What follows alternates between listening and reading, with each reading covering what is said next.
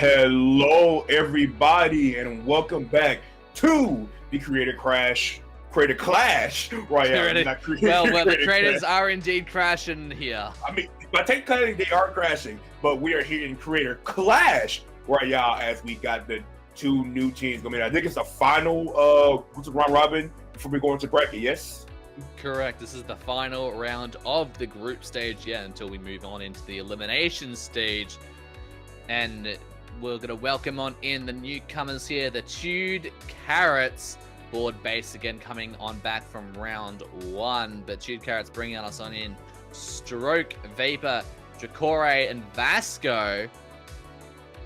And looking at some of these weapon picks that they've put on, and what do you think we might see come out here? An Expo, because that's all Vapor plays. I'm lying. He doesn't only play Expo. He plays other different weapons, but his main is Expo. Why do I know this? Because my team and the team he's on are rivals. Yes, we are rivals. I hate Triggerfish Zone Supreme just TP Zone. I can't stand them. I hate playing them. They're annoying. So I always got to deal with Vapor's Explosion. And then we're going to probably see it come out here on Splat Zones maybe, but with these kind of maps, he might not pull it out. Maybe he will, maybe he won't. He might pull up that Jet Squelcher. Maybe he'll pull up the ball point. Most likely the Jet Squelcher, because that's the only other weapon he plays besides the EX Posture. But we got board base also back here on the stream. As I do talk about the people who are on Chewed Carrots, so I'm familiar with Vasco. Vasco's another great content creator, watches channels. And I don't have any more time to go through them because the match is already starting. These teams are ready. They are ready, and they are raring here at Barnacle and Dime. Get ready to shop, drop, and respawn as many times as you need as we're going to get game number one started here. And I love to see both teams bring on out the Tri-Slosher Nuvo. I'm personally a very massive lover of the Tri-Slosher, so I'm very happy to see it come on out game one. Is that a Clash Blaster? No way I'm looking at Clash. Is that Vasco? Of course it's Vasco on a Clash Blaster. I know that's Vasco. Nobody else would dare play it. And remember that Expo I was telling you about? Yeah, look at him go to work. Oh my goodness. What a shot that was by poking on that Swiffer. The cancel splashdown and living no less. I was trying to hype up Vapor there, but Poke said no, shut that up, and just immediately took care of that. It is something to say that I was near a triple splashdown and I survived it. Put that on your t-shirt and wear it with pride as Strike goes on into the zone, sends it into neutral, and looking at capping it. Yes, they can, but Pushu on the flank gets the trade over there with Vasco. And now Chewed Carrots looking at pushing up even further. Stone on the corner with that blast, looking at maybe to see if I can get some picks, but getting double whammied by the Explode, and the Fizzy Bombs will send them on back as Chewed Carrots takes back the lead into their favor. I seen a lot of teams roll out of trip. A nice picture by the Swiffer I may add. Bubble coming up, but does get canceled by that Tri-Slosher, and two are down on the side of board base. So they are going to be pushing here. Vapor getting a lot of key picks here, a lot of chip as well. Get another pick there onto the Swiffer. Going to splash on and get over that ledge. Get another kill right there. It's going to shoot down that Zuka and get that kill as well. But it's only two left alive here. It's just Vasco here on that Clash Battle left alive. They can move into zone very easy, but Vasco is going to be able to find a pick. Going to find two and take it down. And I think it's the game. Can the Captain Astro neutralize it in time? But no, the Explode on the other side of the zone, just providing that little bit of extra paint to make sure that you cannot send this in neutral. You can't extend this game. We are knocking you out of game number one. Indeed, they made it look very easy and very convincing. And I see a lot of teams running a lot of chip, and these guys are no exception with the chip from that Fizzy Bomb. Of course, he has Splash here, and just a number amount of things there. Playing the also came up with a Galugas. I did not see that on board base. They came up with the Galugas Deco with the points of Zuka, so that's very interesting. Yeah, it's like really great for them to see how well they played around there. Like look at that splash down there. That almost the perfect angle, then the perfect angle back at them there to take them on out. And you know, the last few moments of the match, Captain Astro barely trying to get that zone into their control, but unfortunately was not able to just send it back, as just one member managed to get back quick enough thanks to their lovely sponsored Tactic Cooler. Can we get sponsored, please? I say a sponsor would be nice. Splatoon needs it. And with the next map mode we're going to Robo zones, and I don't think Chew Carrots will want to change their car. Oh wow. Jesus Christ, talk about getting in fast. You talk about getting in fast, and we're going to be going back fast as well. As there's already a player missing. We're going to see that game get ended, hopefully. Who's going to... Let's see. Who will get the end? Vapor! Vapor wins the race. Come on down and win your imaginary prize. Look, I got a... What's it, a time capsule? I don't know. Use it. Use this time capsule, get back into the lobby, and let's win this next game. That's good. Yeah, get that recall ongoing, eh? Now, but that gives us a little bit more time to maybe talk about this match. Clan Blitz, Robo, ROM-en. What do you think of it? Okay, so you usually only see this map for zones and like mainstay competitive, because well, all the other ones are kind of mediocre. Tower is really garbage, probably the worst. I'd like to remind you here that you're talking to the TO of this event. Oh, that's too bad. I don't care. So as I was saying, that's too bad, bro. I'm sorry. I'm straight honest. So but it's fine. Robo Clan is actually fine. I was gonna get to that. Robo Clan, and it's not me trying to be nice because you're a TO and all. You know, if I think a map is bad, I'll just straight up say it. But okay. Robo Clan is actually fine. Like, I don't think it should be a mainstay, but I think it's fine if you get to play on. I don't think it's that serious. So Robo Clan is a very interesting map mode because it's essentially built off of mid and also kind of like not much of the flank routes, because you don't really see people taking flankers anymore. You see people push through those elbows and those tight corners there. And I think that Chew Carrots can pretty much take advantage of that. And the Clash Blaster can do a lot here. If Board Base wants to win this game, the Tetris needs to do a lot of work, assuming that they stay on the Tetris. Absolutely, they can definitely. I said that in 3 separate ways, just ignore it. What I can say for certain is that this game is getting on started, assuming we don't see 3 players again. Note that is a lovely count of 4 as we go into game number 2. Indeed, we get the 4v4 and the 8-player lobby finally going into this. So we see the Tetris come back out here with the shot and that range blaster. So now a little bit more of a metacon coming out on the side of the Chew Carrots.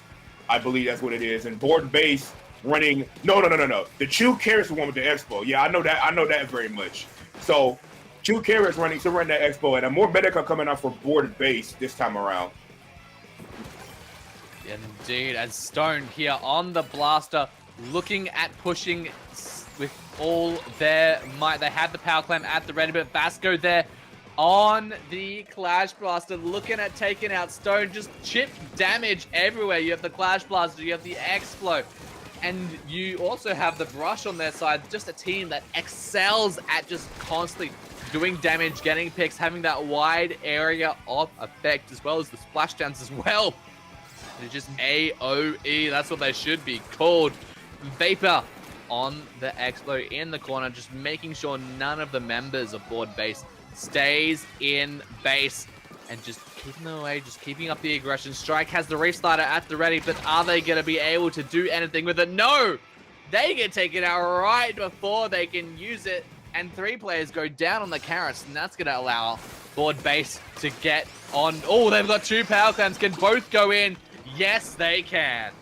Yeah, indeed. Now, Risa gonna come in and clean some up right there. Just like Inkbrush left alive, it's gonna be able to find a pick, neutralize the damage a little bit. But the Inkbrush is very weak as it stands here. But I'm gonna get a pick there, and the Tetris come in and cleans that up. And I think this is a very good starting push here. Rainbow last one left alive. Probably gonna jump out here and retreat a little bit. It's gonna stay on that bottom right side. Gonna have to jump out instead. Smart move. They're gonna keep their wave breaker up, and a lot of other things to come. So now we're going to see Chew Carrots move it to mid and try to get a push going themselves. Splash down at the ready, as well as those chubs at the ready for that Clash Bar. They're going to push them in all the way to that top left side, and the Killer will coming with that chip. But Kevin Astro drops down and gets a pick, and he's going to look over to move mid and move his team in.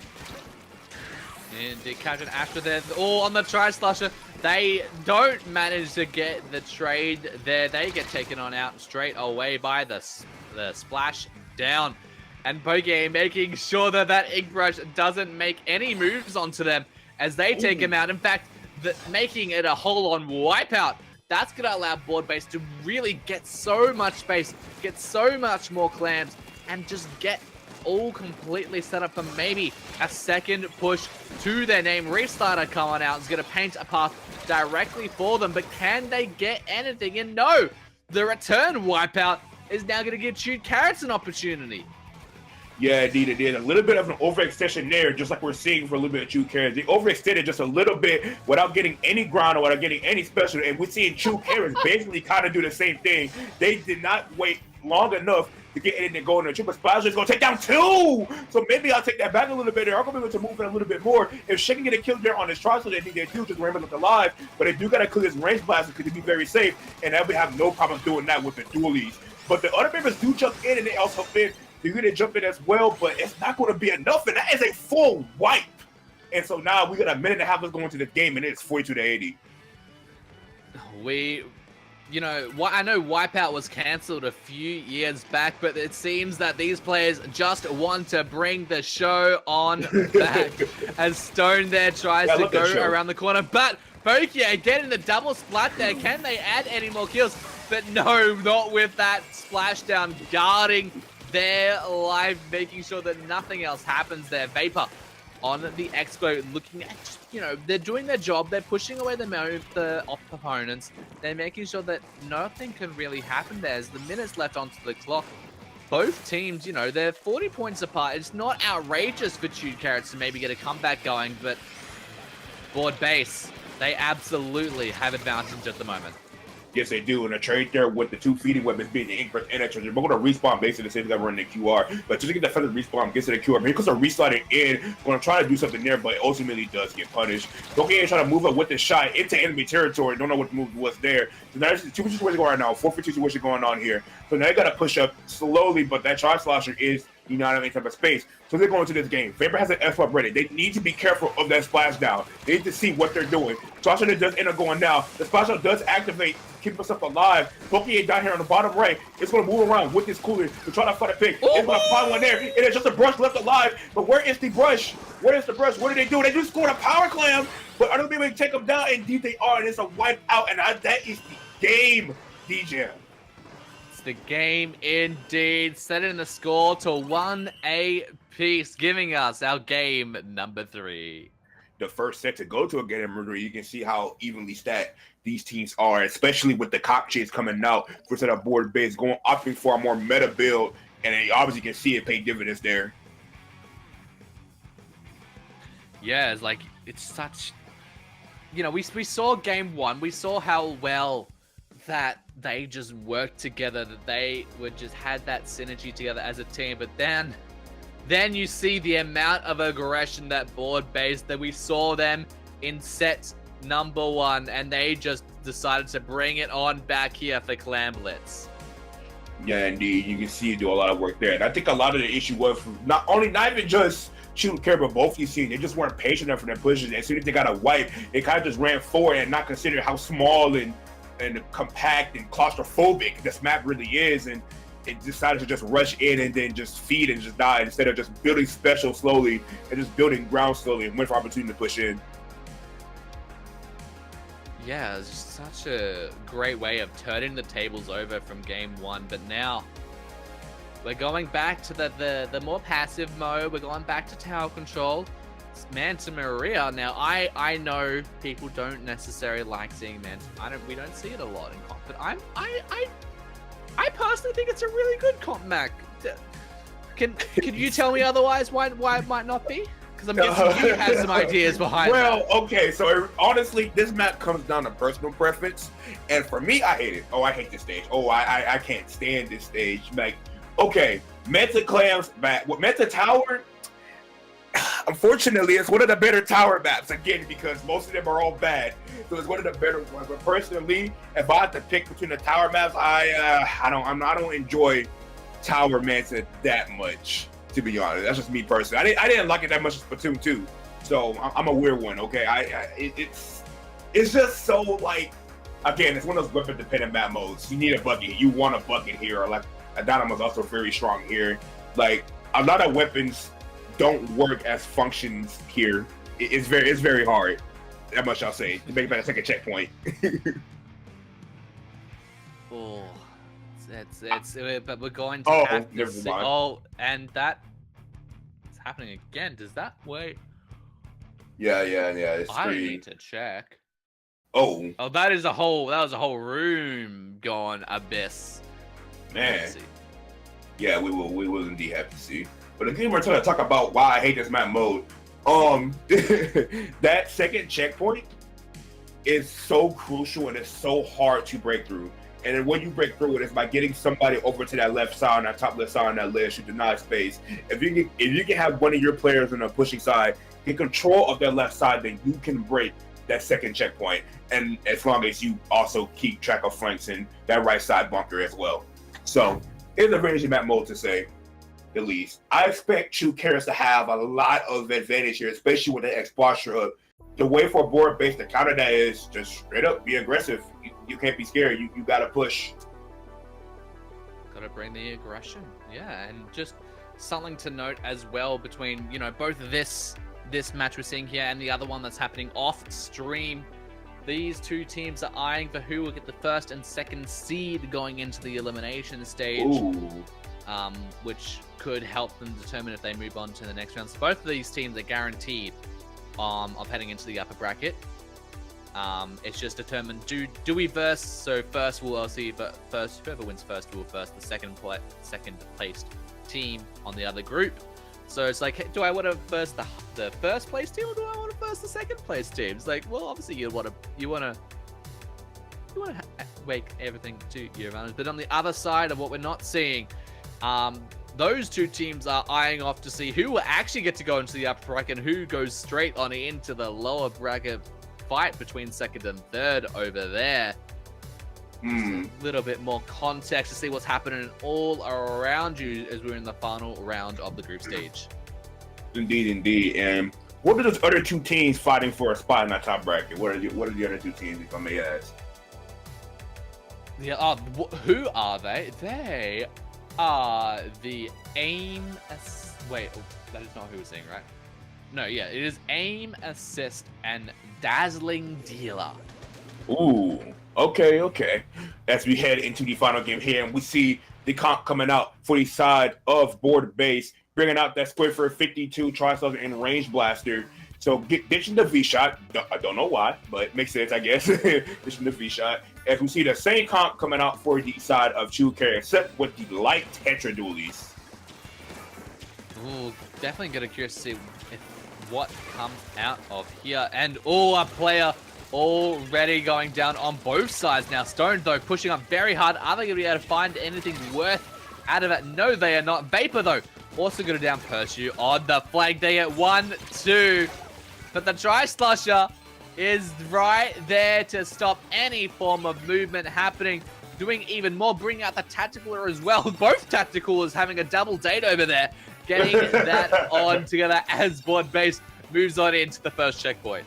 It's going to be very hard for them to push up here, especially past this point here with that Clash Blaster moving in onto the tower, able to get a pick there. And that Explosher there, going to do a lot of work there. But that Charles are able to find a pick there onto the left side. Indeed, they're providing jumps. They're looking at getting their players on going. Strike comes on in, but they get taken on out. Pursue looking at maybe getting something of the Gal. Yes, they can, using the wall to their advantage as 3 players go down. Jokoro, though, on the Tri-Slosher. They get 1, they get 2. That might be enough to maybe halt the movements of board base once they get past this checkpoint. But, you know, getting those 3 players down earlier is definitely going to allow them to clear that. Yeah, indeed. And they're chipping this X-Boss reasonably well. And they see the win condition here. Look at them targeting X-Boss and knowing they have to move him. But they're doing a very good job targeting everybody else. But this boss is going to come out here. And we see that chip damage coming into effect there, able to clean up that tower. But a push down to 47 is a nice start. Poke still there on that script. They're going to hold this left side alone. Going to probably find a trade here. It's going to be able to find one. It's not. But so we're going to see True Carriers trying to push out here with 3 minutes to go into this game. Indeed, they're going up further. They're looking at maybe trying to take the lead into their favor. Vapor has that triple splash down at the ready. A very good special to have just ready on the tower. As soon as you get people dancing around you, splash down can very much be a beneficial thing to use, especially around those corners. But Captain Astro sees them, Can they do anything? Splashdown takes them on out as the lead switches over to the Tuned Carrots. As Board Base still has only got one player left alive there. And Strike just going on in hard, taking out a player. Only the Explos now left alive on the side of Tuned Carrots. Vapor, they're opting to maybe back up, but they have the triple splashdown. They might be able to make something work here.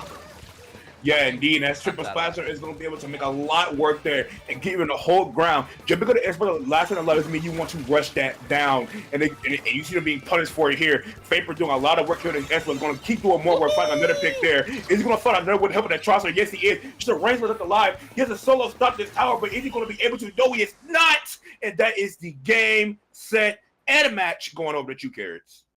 The splashdown just absolutely solidifying that win into their favor. Like, they knew the tower was going to slide. Like, no, you cannot approach me as I will set my fists down in ink and solidify this win into my favor.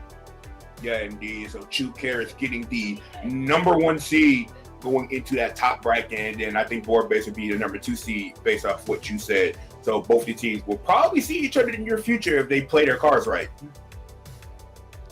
Indeed, they've both solidified themselves a chance at, you know, they're going into the upper bracket, so even if they lose something there, they have a chance on still making it into the grand final. Unlike if you place third in the groups, then you're on your last strike.